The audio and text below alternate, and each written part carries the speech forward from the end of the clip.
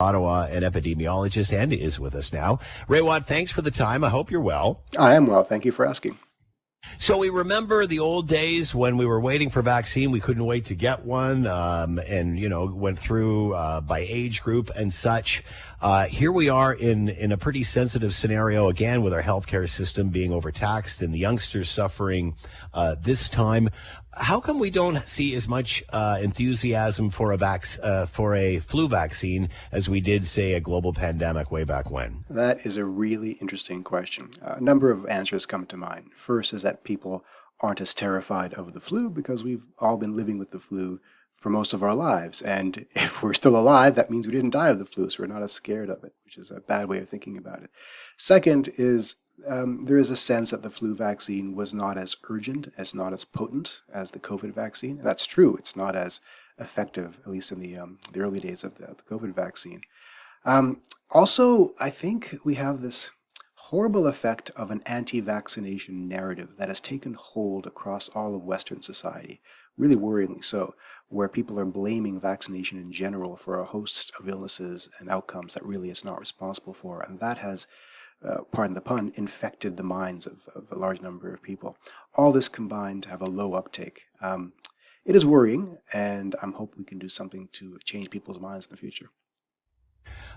We remember even in the latter stages of the pandemic, it was less about people's health because the Omicron wasn't as deadly, although it certainly did spread like wildfire. It was more about trying to protect the healthcare system. Do we not feel the same way now? Again, there's this narrative that vaccination does not work to that same extent. I think people get confused about the purpose of vaccination.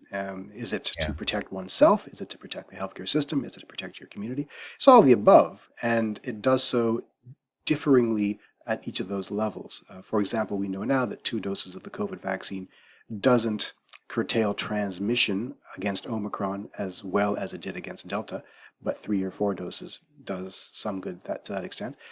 Vaccination against the flu does curtail transmission to some extent. We're not sure exactly how much, but to some extent. But more importantly, any kind of vaccination keeps you out of the hospital quite likely. Not perfectly, but quite likely, and keeps you out of the morgue quite likely.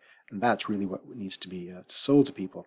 When it comes to things like booster doses, I think people have said, well, I got my 2 doses, that's all I'm willing to take, and I'm not going to die, so what do I care moving forward? And that's an unfortunate way of thinking.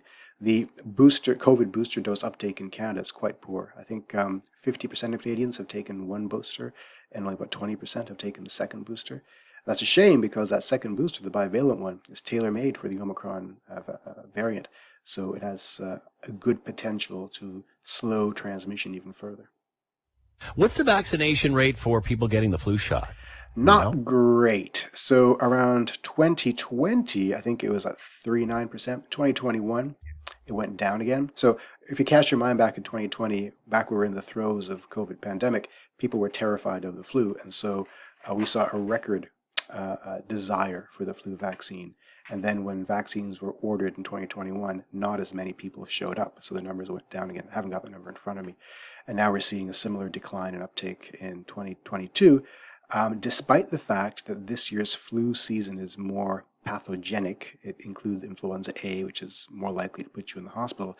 And also the match between this year's vaccine and the circulating strains is better. So you actually get better protection from this year's vaccine. Every year, it's a battle to convince people to take the flu vaccine. And it's important to say that it's not perfectly safe. I think we have to be honest. There's always a tiny bit of risk of an adverse event, but that risk is real. It's just that the benefits from being vaccinated far outweigh the risk of not being vaccinated. I remember prior to the pandemic and all of this, the flu shot was for older people and people who were the most vulnerable. I mean, rarely would you ever hear of kids getting a flu shot. That just wasn't really in the messaging. Yet we're hearing from NACI, anybody 6 months and older should be getting a flu shot. Considering where we are, should this message be changing? It's not your grandparents' flu shot anymore. Yeah, I mean, interesting you say that. In my world, it's always been for everybody. Yes, we press that pedal harder for the seniors, but it's always been for everybody. And I've always gotten my flu shot since I was a child up until now.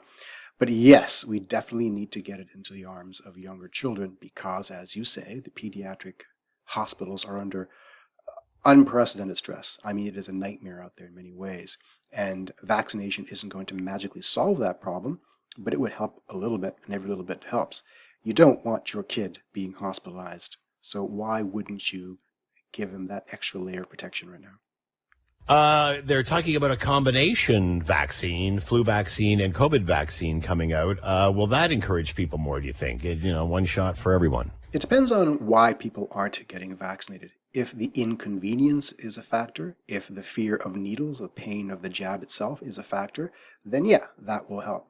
If it's a genuine fundamental distrust of vaccination science, this isn't going to help that much.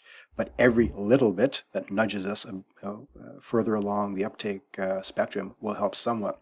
I'm more energized by the prospect of these multivalent flu vaccines using mRNA technology that will have a more perfect match to circulating strains and maybe obviate the need for yearly boosters.